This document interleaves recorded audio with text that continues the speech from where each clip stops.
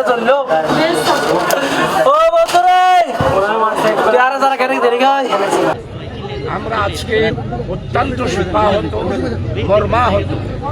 আমরা মুসলিম জাতি, আমরা শান্তিতে বিশ্বাস করি, আমরা প্রতিহিংসায় বিশ্বাস করি, আইন শৃঙ্খলা সবসময়।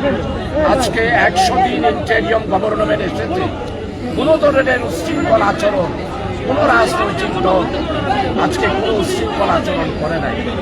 আজকে পরাজিত ফ্যাসিস্ট প্রকৃত স্বৈরাচার তারাই আজকে হিন্দুদের ইসকনের কাঁধের উপর ভর দিয়ে আজকে চট্টগ্রাম আদালত ভবনে এই তাণ্ডব এবং হত্যাকাণ্ড তারা চালিয়েছে।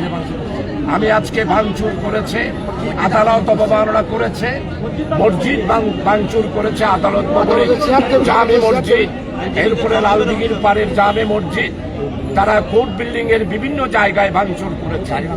তবে এইখানে একটি আজকে আমাদের মাঝে সন্দেহ জাগছে, বিগত 18 বছরে যারা ফাঁসির কাস্টের আসামি ছিল তাদেরকে কোর্ট বিল্ডিং এ আনা হলে যেইভাবে নিরাপত্তা দেওয়া হতো, কোনো মানুষকে উঠতে দেওয়া হতো না।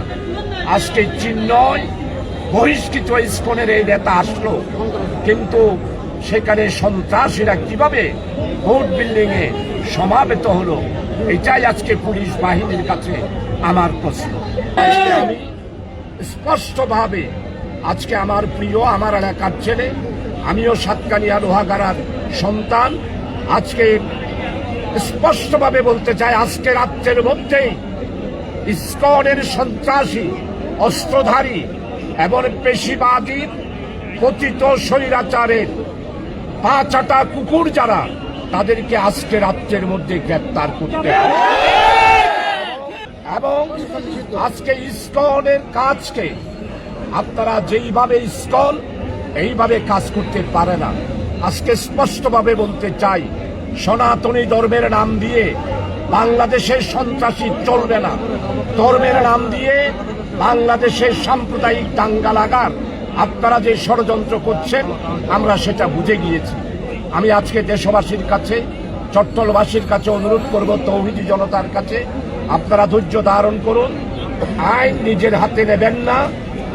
সাম্প্রদায়িক সম্প্রীতি নষ্ট করার যে ষড়যন্ত্র, আমরা সেই ষড়যন্ত্রে পা দেব না।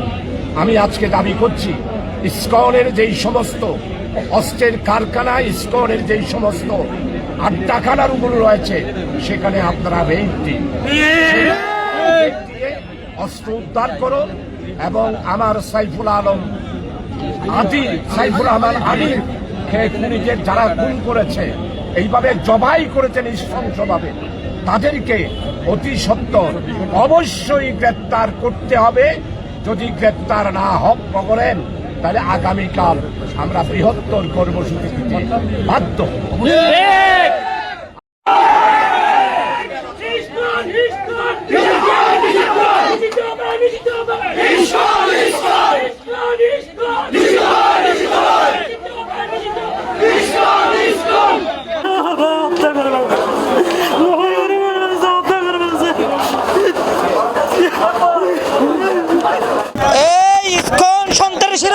আমাদের সুনতির এলাকার একজন উকিল ভাই অফিস করে যাওয়ার সময় এরা ছিবাই গলদি নিয়ে কিভাবে হত্যা করলো, এটার জবাই করে দিছে, এটার বিচার এই দেশে হতে হবে।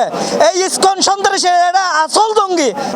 আমি অ্যাডভোকেট আহিনুদ্দিন চৌধুরী, সুপ্রিম কোর্ট আইনজীবী, চট্টগ্রাম জজ কোর্টে আছি। আমি এপিপি, আমি ওর বেসমেট নিহত শহীদ অ্যাডভোকেট সাইফুল ইসলাম আমার ঘনিষ্ঠ বন্ধু, আমার আত্মীয়, সেও সুপ্রিম কোর্টের আইনজীবী।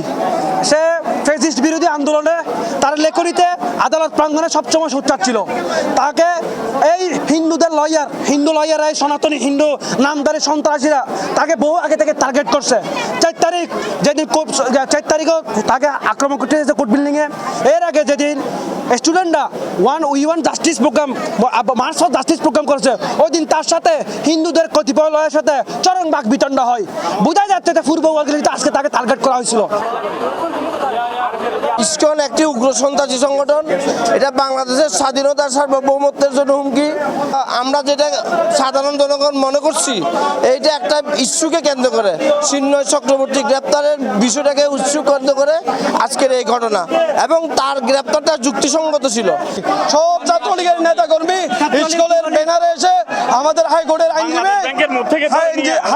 আইনজীবী আলিফ ভাই যখন কোর্ট প্র্যাকটিস শেষ করে বাসার উদ্দেশ্যে বের হচ্ছে ব্যাগ নিয়ে, ওই সময় 2-3 জন সন্ত্রাসী এসে ওরে টেনে নিয়ে গিয়ে গলার 2 পাশে আক্রান্ত করে মেরে ফেলছে।